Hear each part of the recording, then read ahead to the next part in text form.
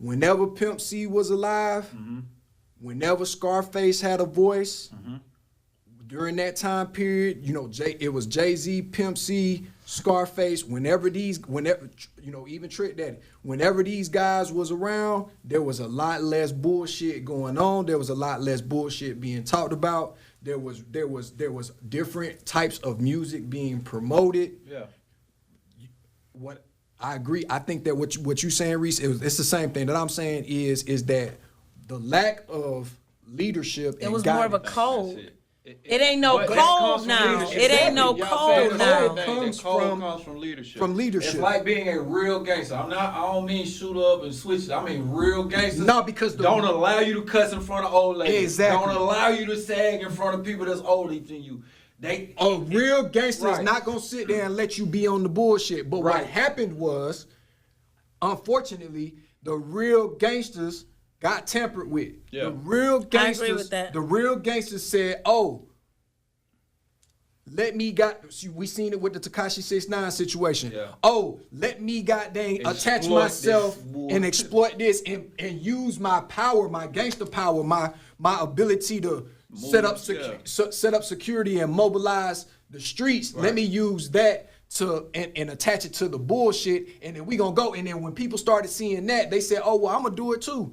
And when all the OGs got tricked, and then what happened whenever that rapper got into power?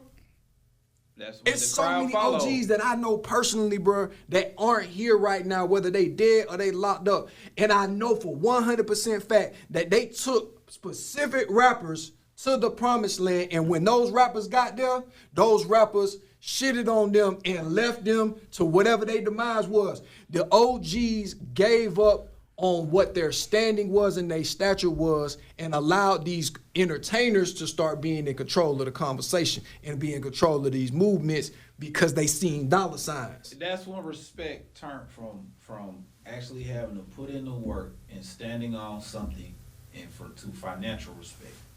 You know what I'm saying? That's I one agree. of the things we brought up earlier. Now it's whoever got some money. I don't care how much money you Tell got, you still be lame. I'm still Lame. grown. You really It don't can't matter. be And still lame don't lame. mean that you corny.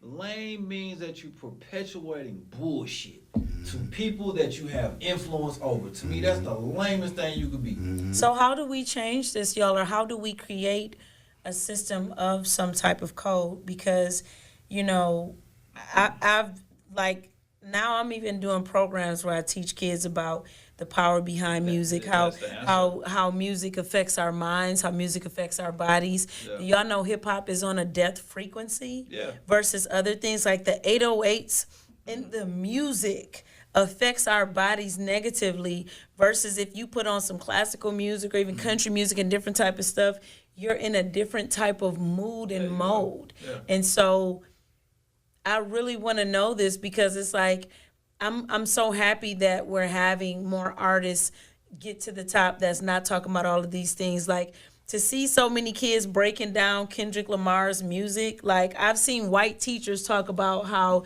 the kids are breaking down the music. Yeah, it's such a difference. It comes from everybody doing their part. Like it ain't gonna come from one specific answer. It's gonna come from your It's gonna come from your program. It's gonna come from his program, what he doing with the kids and teaching them and coaching them. And then the other part of that, the subliminal part of that, is you got kids that know your story, right, bro? Or they know you by whatever way they know you, right?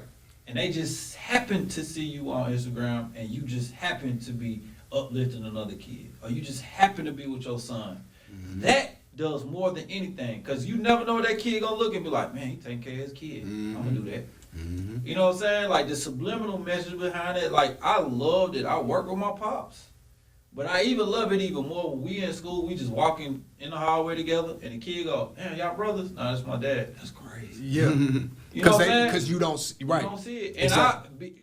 moving in with him when I was 11 makes it even that more, I guess, beautiful for me because I didn't have that. Like, I didn't have no relationship with him for real till I'm 11. So when I'm 11, I move with him, and I see how different it is. It makes me appreciate it. Now, some kids grow up with their dad, they don't appreciate it because they had it from jump. And sometimes, you know how it is, you get something every day, you don't really appreciate it. Exactly. Quick question for you guys, real quick, and this be the, this be the end of it.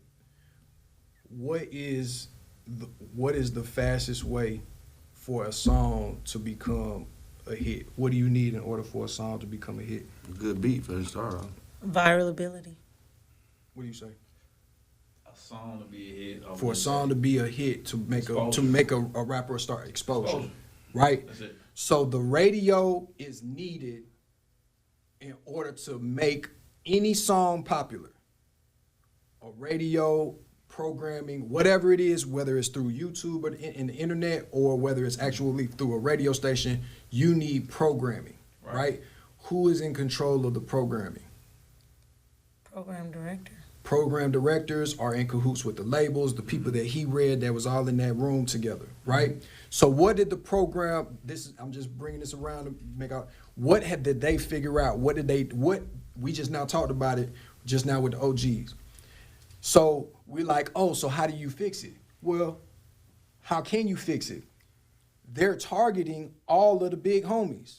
Man, listen. Right So now, they just took Diddy out the way. They just took Dirk out the way. They took Gucci Man out the way at a certain point in time. They took everybody with the Thug out the way. All these whatever, because they do represent the entertainment industry. Right.